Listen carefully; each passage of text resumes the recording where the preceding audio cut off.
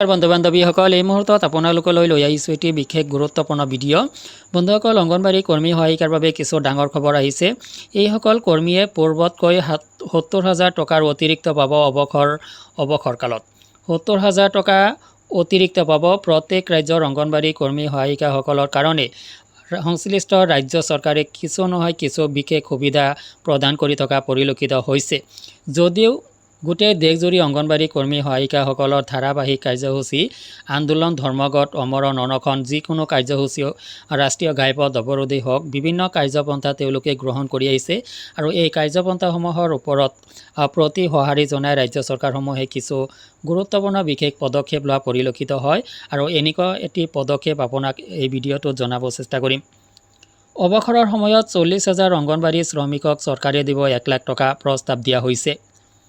অংগনবাড়ী শ্ৰমিকক বৰ্তমান অৱসৰৰ সময়ত 30,000 টকা দিয়া হৈছে, যিটো 1 লাখ টকালৈ বৃদ্ধি কৰাৰ কথা বিবেচিত হৈছে। ৰাজ্যৰ 40,000 অংগনবাড়ী কৰ্মী আৰু সহায়কক দিয়া হ'ব সকাহ দিয়াৰ খবৰ। অৱসৰৰ সময়ত তেওঁক বিনামূলীয়া চিকিৎসাৰ সুবিধা আৰু 1 লাখ টকাৰ এককালীন ধন দিয়াৰ প্ৰস্তুতি। ইয়াৰ প্ৰস্তাৱ বিভাগে প্ৰস্তুত কৰিছে। মহিলা সবলীকৰণ আৰু শিশু উন্নয়ন মন্ত্ৰী ৰেখা আইজৰ মতে অংগনবাড়ী শ্ৰমিকসকলক বৰ্তমান অৱসৰৰ সময়ত 30,000 টকা দিয়া হয়, যিটো 1 লাখ টকালৈ বৃদ্ধি কৰাৰ কথা বিবেচনা কৰা হৈছে। দীৰ্ঘদিন ধৰি পেঞ্চন আৰু অন্যান্য সা সুবিধাৰ দাবীত ৰাজ্যৰ 20 জন অংগনবাড়ী শ্ৰমিকৰ লগতে ইমানবোৰ সহায়কে আন্দোলন অব্যাহত ৰাখিছিল। বিভাগীয় বিষয়াসকলৰ মতে মহিলা সবলীকৰণ আৰু শিশু উন্নয়ন বিভাগৰ শেহতীয়া বৈঠকত মুখ্যমন্ত্ৰী পুষ্কৰ সিং ধামীয়ে অংগনবাড়ী কৰ্মী আৰু সহায়কক ESIৰ অধীনলৈ অনাৰ সম্ভাৱনাৰ বিষয়ে বিবেচনা কৰিবলৈ নিৰ্দেশ দিছিল। মুখ্য সচিবৰ অধ্যক্ষতাত অনুষ্ঠিত এখন বৈঠকত সংশ্লিষ্ট বিভাগসমূহে শিশু বিকাশ আৰু মহিলা কল্যাণৰ সৈতে জড়িত আঁচনিৰ ৰূপৰেখা প্ৰস্তুত কৰিব লাগে বুলি মুখ্যমন্ত্ৰীয়ে নিৰ্দেশ দিয়ে।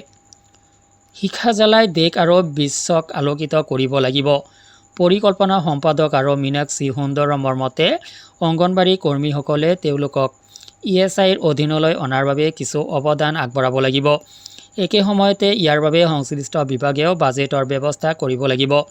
শ্ৰম সচিব হিচাপে থকা কালত এই বিষয়ত এখন বৈঠক অনুষ্ঠিত হৈছে। ESIৰ অধীনত আহি তেওঁলোকে ESI চিকিৎসালয় ইয়াৰ সংযুক্ত অথবা অন্যান্য চিকিৎসালয়ত বিনামূলীয়া চিকিৎসাৰ সুবিধা লাভ কৰিবলৈ সক্ষম হ'ব।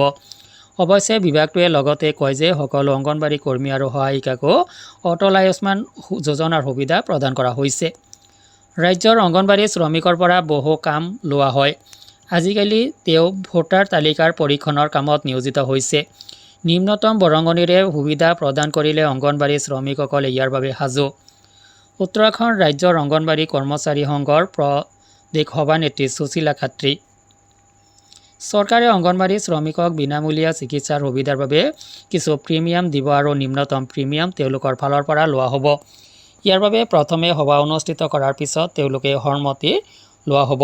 ৰেখা আইজৰ মন্ত্ৰী মহিলা সবলীকৰণ আৰু শিশু উন্নয়ন বিভাগ।